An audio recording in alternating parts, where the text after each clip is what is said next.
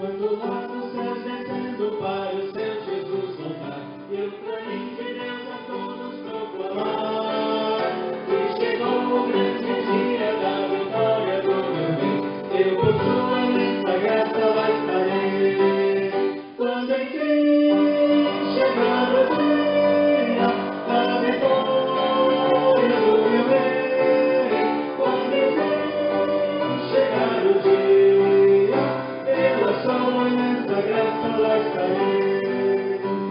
Glorioso novo milênio vai reinar aqui Jesus, o Cordeiro que mora sobre o trono. As nações verão então todo grande rei, eu por sua imensa graça lá estarei. Quando enfim chegar o dia da vitória do meu rei, quando enfim chegar o dia, pela sua imensa graça lá estarei. Pelo mundo rejeitado foi Jesus meu Salvador, desprezaram e insultaram meu Senhor. Mas faltou vem o dia da vitória do meu rei, eu por sua imensa graça lá estarei. Quando enfim chegar o dia da vitória do meu rei, quando enfim chegar o dia, pela sua imensa graça lá estarei. De mim mesmo nada tenho em que possa confiar, mas Jesus ali na cruz me quis salvar. Tão somente nele espero, sim, sempre esperarei, e por sua imensa graça lá estarei. Quando enfim chegar o dia da vitória do meu rei, quando enfim chegar o dia, pela sua imensa graça lá estarei.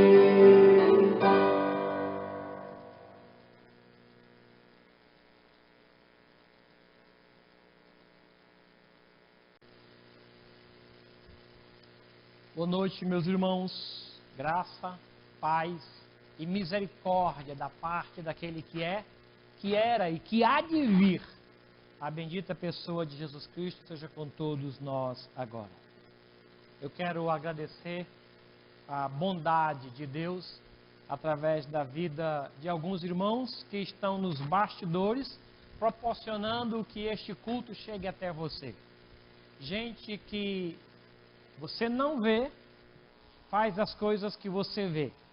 Por isso eu quero agradecer a uma equipe que está por trás. O Fábio, o André, o Milton, o Marcos e os irmãos da equipe de louvor. Muito, muito obrigado. Que Deus possa abençoá-los grande e ricamente, protegendo-os conforme Ele mesmo prometeu em Mateus 10, 42. Ali Ele diz que quem der, ainda que seja um copo de água fria, aos meus escolhidos por ser meu discípulo, de forma nenhuma perderia o seu galardão. Portanto, o Senhor vos abençoará. Esses áudios e vídeos, slides que vocês veem, também tem a participação de gente que está nos bastidores. No caso aqui, o Afonso. Deus possa visitar a casa dele com paz e com saúde, abençoando a vida deste servo querido. Quero convidá-los, por gentileza, a que preparem-se para lermos a palavra. Este momento é um momento especial. Ele não é igual ao que você teve à tarde, nem à sua refeição, nem ao filme que você viu, não. Isso aqui é um culto a Jesus. E hoje nós vamos falar sobre a volta de Jesus. O que é necessário para a volta de Jesus. Tá bom? Então vamos orar? Queria que o nosso irmão presbítero Milton Carlos apresentasse a Deus uma palavra de oração, clamando que Deus nos abençoe, visite as famílias e nos traga a sua palavra e nela a edificação. Vamos orar com o Milton, por favor. Ó Pai, nós te agradecemos por esse dia que o Senhor está nos dando. Nós te agradecemos muito, ó Pai, pelo cuidado que o Senhor tem tido para conosco. Senhor tem nos abençoado, tem nos guardado, tem nos protegido. Te agradecemos, ó Pai, por essa oportunidade que o Senhor nos concede de mesmo afastados, mas juntos cultuarmos o Teu nome. Queremos pedir, ó Pai, a Tua bênção, a Tua proteção para este culto. Fica com cada um de nós, aqui em nossas casas, e abençoa o pastor que vai trazer a mensagem. Em nome de Jesus. Amém. Amém. Amém. Obrigado, Milton. Vamos ler o texto? Mateus 24, iniciando no 45, estendendo-se até o 51. Quem é, pois, o servo fiel e prudente, a quem o Senhor confiou os seus conservos para dar-lhes o sustento a seu tempo?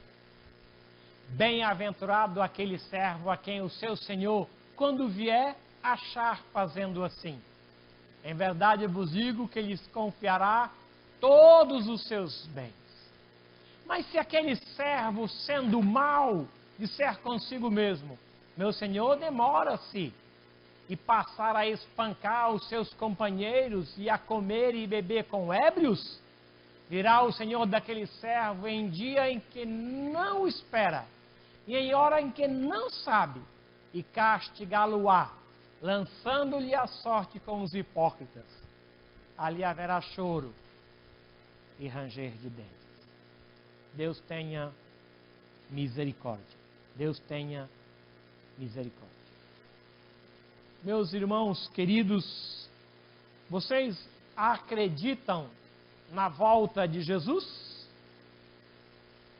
Você acredita mesmo que Ele vai voltar? E que vai voltar conforme está revelado na palavra? Nós conhecemos bem como é que vai acontecer.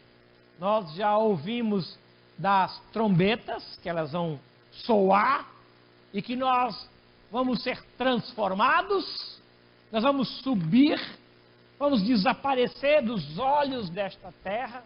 Nós já sabemos como é que vai acontecer, que o que é mortal vai se revestir de uma imortalidade. O que é corruptível vai se revestir de uma incorruptibilidade. Nós conhecemos bem, já fomos ensinados, já aprendemos tudo isso daí. Se nós cremos ou não, aí é que é a grande questão. Se nós cremos, nós vamos viver em função do que nós cremos. Quando, na última praga lá no Egito, o Moisés falou para eles que era para matarem um cordeiro e separarem o sangue daquele cordeiro, colocar no lugar e comerem o cordeiro com a família toda dentro de casa, e que os ossos não tinham que ser quebrados, e que eles tinham que comer apressadamente. Era um jantar rápido, era uma espécie de comer apressadamente. E que o sangue deveria estar nas ombreiras das portas, nas vergas dos portais. É provável que algumas pessoas acharam que isso não seria necessário. É provável que alguns deles não deram crédito a que à meia-noite, num horário em que é imprevisto, não exato, o anjo iria descer sobre aquele lugar, e aonde houvesse sangue, não haveria morte. Onde não houvesse sangue, haveria a morte. É provável que alguns não dessem crédito. Assim como a Bíblia nos diz que alguns egípcios, mesmo não sendo da linhagem dos hebreus, deram crédito, e por darem crédito, foram poupados de alguma das pragas, foram protegidos. Nesta última praga, eles tinham algo a fazer para revelar que eles acreditavam que assim aconteceria, que a palavra de Moisés iria se cumprir, como se cumpriu das outras 9 vezes. À meia-noite, o anjo desceria no arraial, e aonde houvesse fé comprometida, fé que levasse eles a atitudes, aí o anjo passaria e não haveria morte. Quando eu falei para a minha filha que eu iria visitá-los em Brasília, por ocasião de uma reunião em Anápolis, da MEAN, ela acreditou que eu iria. E ela não apenas disse que acreditava que eu iria, como ela se preparou para isso. Ela foi me buscar no aeroporto, então ela acreditou que eu iria. No horário marcado, ela estava lá para me pegar. Ela preparou o quarto para mim. Cheguei lá, estava a cama pronta, tudo certinho. Ela comprou queijo. O queijo que eu gosto, ela comprou, porque ela acreditava mesmo que eu iria. Ela se preparou para isso. Ela fez um bolo para mim. Um bolo. O esposo dela quis comer um bolo um dia antes, ela não deixou. Ela falou, esse bolo é para o meu pai. E estava lá intacto. Ele até quis partir o bolo e tirar um pedaço e fechar depois. Ela não deixou. Porque o bolo era para o meu pai. Ela acreditou que eu iria.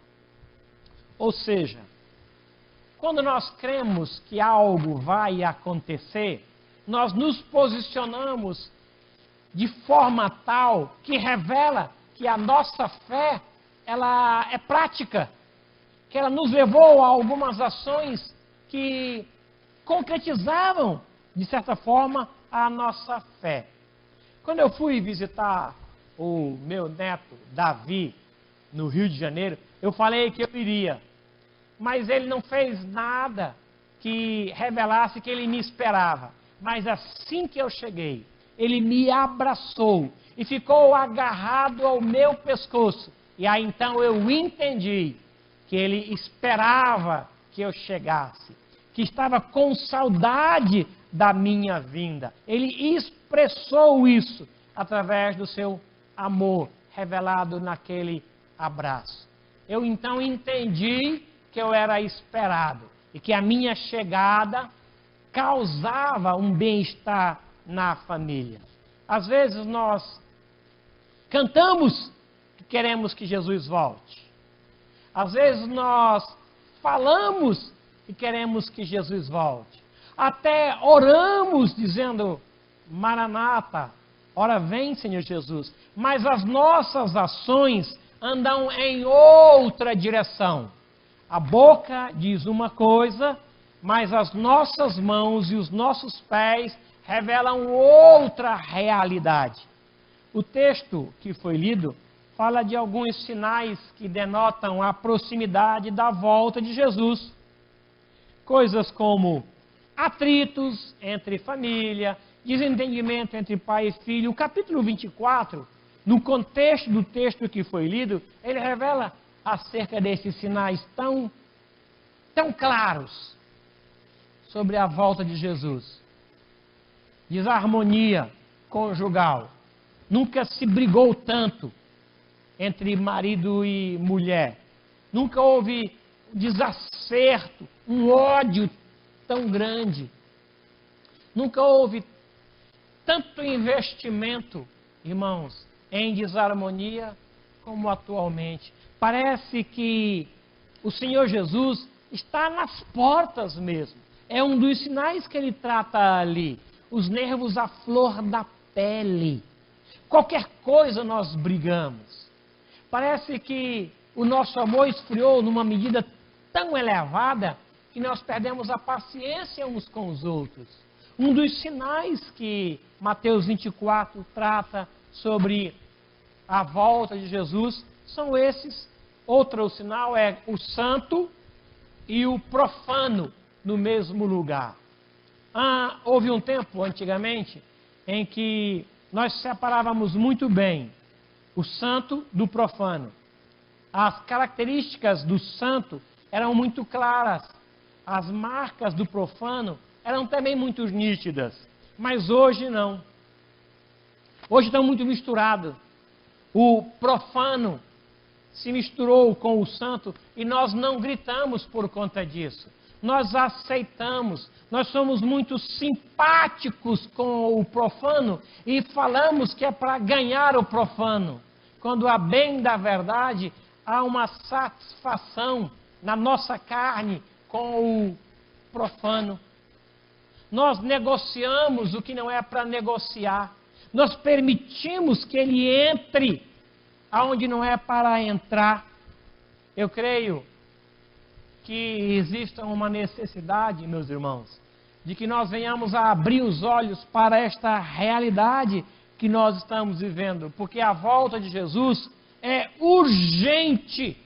Ela é urgente e requer de nós um preparo em todas as áreas, emocional, física e espiritual.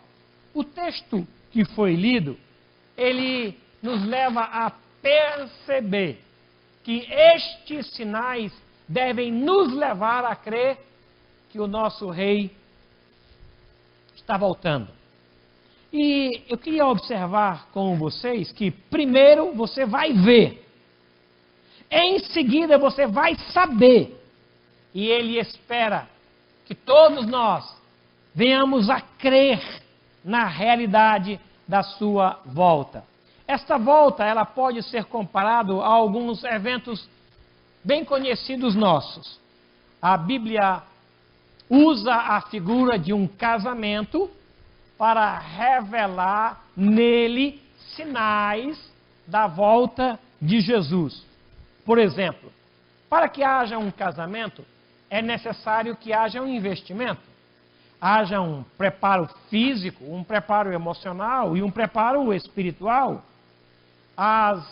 Os noivos, noiva e noivo, eles observam com antecedência coisas como quem vai pregar, quem vai filmar, quem será o fotógrafo, onde será a recepção, qual é o bolo que vai ser servido, se vai ter recepção ou se não vai ter, como é que vai ser, o vestido.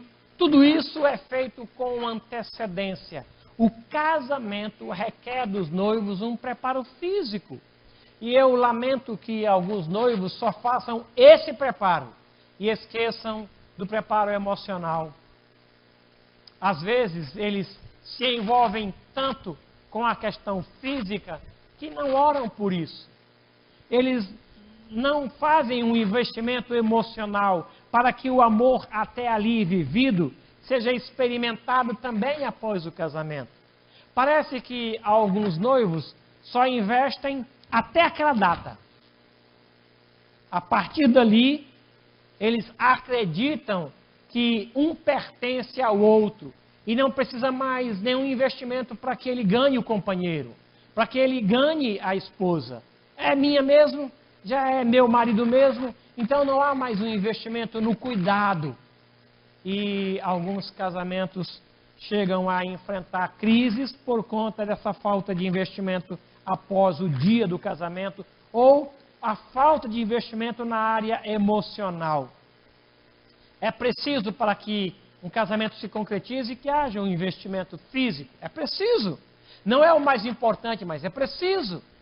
É preciso que haja um envolvimento espiritual, que a gente ore, que tenha critérios para a escolha dos padrinhos e que os pais possam abençoar aquele momento e que no momento da bênção nós sejamos abertos para receber a bênção de Deus e que o investimento continue depois do matrimônio em si. Assim é a volta de Jesus. Ele usou a figura do casamento para que a gente perceba a necessidade de um investimento antes, durante e depois. Uma boa parte dos casamentos só fazem um investimento antes. Quase não se percebe a necessidade de um investimento no casamento depois do evento em si. Mas é necessário, meus irmãos. É necessário. Porque o casamento, ele compreende o tempo do início até que a morte os separe. Ali é casamento. O casamento ele se encerra quando a morte entrar em um dos cônjuges. Aí sim. Outra figura bem presente no que tange aos sinais da parousia, da volta de Jesus, é o roubo de uma casa. É estranho e ao mesmo tempo interessante que o Senhor Jesus use esta figura para revelar verdades acerca da sua volta. Ele diz que se o dono de casa soubesse a que hora da noite viria o ladrão, ele vigiaria e não deixaria a sua casa ser arrombada. Qual é a característica que a gente tira daqui? Proteção, vigilância constante. Eu não sei se o ladrão vem ou quando o ladrão vem. Então, a mim compete proteger a casa, verificar os ferrolhos, as fechaduras, se está tudo trancadinho, as janelas. Então eu faço isso, para que se ele vier, não me pegue desprevenido. A vigilância é o que ele espera de nós. Vigie, meus irmãos, porque nós não sabemos a que hora ou que dia vem o ladrão. Nós não sabemos. Outro sinal, outra figura que ele usa para revelar a sua volta é de uma grande viagem. Ninguém sensato, ninguém prudente vai fazer uma grande viagem sem que haja um preparo com bastante antecedência. Ano passado fizemos uma viagem grande e a Beth separou as coisas assim. Aqui ela foi guardando o que a gente iria levar. Aqui ela foi colocando o que a gente iria usar. E quando estava próximo, colocamos na mala, pesamos a mala, estávamos prontos para a grande viagem. Quando eu viajo sozinho, e eu não tenho muito critério de cores, o que combina com o que, ela separa essa calça, você usa com essa camisa, esse terno você usa com essa gravata. É assim. Há uma necessidade de um preparo.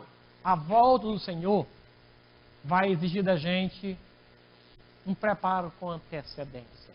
Não se faz uma grande viagem sem observar o que levar com bastante antecedência, para não acontecer de em chegando lá, você perceba que esqueceu de levar aquilo que vai fazer falta na grande viagem.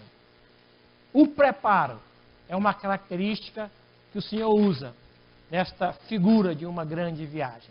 Uma outra figura que ele usa também é um acontecimento de grande repercussão. Quando as enchentes no Rio de Janeiro causaram aquele estrago todo, aquele grande prejuízo, o governo do estado instalou sirenes que seriam acionadas em caso de grande chuva. E as pessoas então iriam se preparar. Estavam prontas para se preparar. Lá no Japão, por conta desses grandes terremotos, quando há um mínimo incidente de tremor, as sirenes tocam e as pessoas se preparam, porque será grande o prejuízo caso não haja este preparo.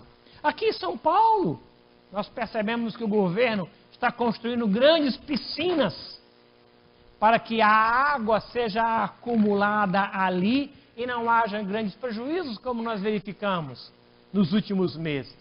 Grandes problemas. A volta do Senhor Jesus é um grande acontecimento. E por conta disso, nós precisamos também, com antecedência, nos preparar.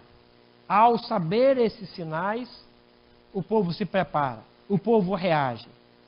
Se você acredita que Jesus Cristo está voltando, então se prepare.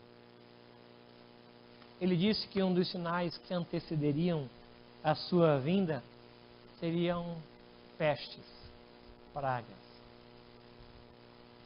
Esses dias eu ouvi um pregador dizendo que este é um dos sinais mais evidentes da volta de Jesus, que ele vai voltar. Nós estamos atravessando uma crise mundial, um vírus de repercussão mundial. Não teve nenhum continente que não foi influenciado. Eu não sei se houve algum país que ainda não foi contaminado. E se não o foi, eles estão precavidos. As experiências dessas grandes nações que sofreram por conta dessa pandemia fez com que outros países se preparassem. A quantidade de morte na Itália fez com que a gente tomasse alguns cuidados para que o mesmo número de mortes não fosse experimentados aqui. Os problemas lá nos levaram a posições aqui no Brasil. Os sinais experimentados na Europa nos preveniram. É isso que a palavra nos adverte. Que esses sinais possam nos mobilizar. A que mesmo? Primeiramente, a pregar o Evangelho. Aqui, 24:14, ele diz assim: e será pregado este Evangelho do Reino por todo o mundo, para testemunho a todas as nações. Então virá o fim. Estes sinais, tudo isso, pode me levar e deve me levar a evangelizar, a falar de Jesus. Para o meu vizinho, para o meu parente mais distante, a testemunhar de uma forma clara, de uma forma concisa, a pregar o Evangelho. A recomendação de Paulo a Timóteo é essa. É uma exigência que ele faz quando diz: prega a palavra, insta, quer seja oportuno, quer não, corrige, repreende, exorta. Haverá tempo que as pessoas não vão suportar ouvir essa doutrina. Mas eu percebo que hoje as famílias estão abertas.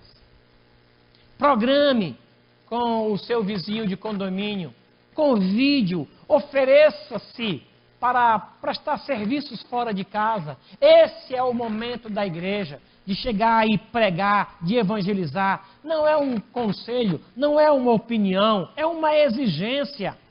Prega a palavra. Você está percebendo que o Senhor Jesus Cristo está voltando? Então, se prepare, pregue o Evangelho, anuncie as boas novas, fale do perdão de Jesus, fale da graça do Cordeiro. Fazendo isso, nós estaremos não apenas crendo, mas acelerando a sua volta. Pregando, nós estamos dizendo que nós acreditamos que Ele virá, que Ele voltará e que nós queremos que Ele venha. Maranata, ora vem, Senhor Jesus. A pregação pode ser feita de várias formas, meus irmãos. Ela pode ser feita a partir do púlpito, ela pode ser feita a partir do testemunho de lealdade, de fidelidade, de compromisso com Deus. Ela pode vir num auxílio que você presta ao seu vizinho. Ela pode vir de uma forma cantada, ela pode vir de uma forma escrita. É muito rico a maneira. Você pode comprar uma Bíblia, você pode comprar e distribuir folhetos. Nesse momento em que as casas estão fechadas, você pode usar folhetos e colocar por baixo e se propor a orar por alguém. Olha, se você quiser, eu estou à disposição. O meu telefone é esse, o telefone da minha igreja é esse. Pregar o Evangelho não é uma opção. Eu quero que ele volte. Eu quero. Por conta disso, eu creio que ele virá. Eu vou me preparar como as noivas para o dia do casamento. Eu vou investir em vigilância para que, quando ele voltar, eu esteja apercebido. Eu vou me arrumar como quem se arruma para uma grande viagem. Eu vou investir para que, quando ressoar que ele voltou, eu esteja com a minha lâmpada acesa e com azeite na minha vasilha. Eu creio no retorno do Senhor. Eu espero que Ele volte. Por conta disso, eu prego o Evangelho. Eu vivo essa realidade. E por fim, é exigido que a gente persevere até o fim. Versículo 13 do capítulo 24 diz assim: aquele, porém, que perseverar até o fim, esse será salvo. Não é importante apenas como nós começamos, é importante como nós terminamos a obra começada. Às vezes nós apenas damos início a uma obra e não nos preocupamos como nós iremos concluí-la. Aquele que perseverar, aquele que se manter fiel até o fim, é esse que crê, é esse que espera. Aqueles que esperam a volta do Senhor não podem se distrair com as luzes do mundo, não podem ser distraídos com qualquer outra coisa, mas manter o foco no Senhor, meus irmãos. Os olhos fixos no Senhor. A perseverança é outra exigência para esses dias.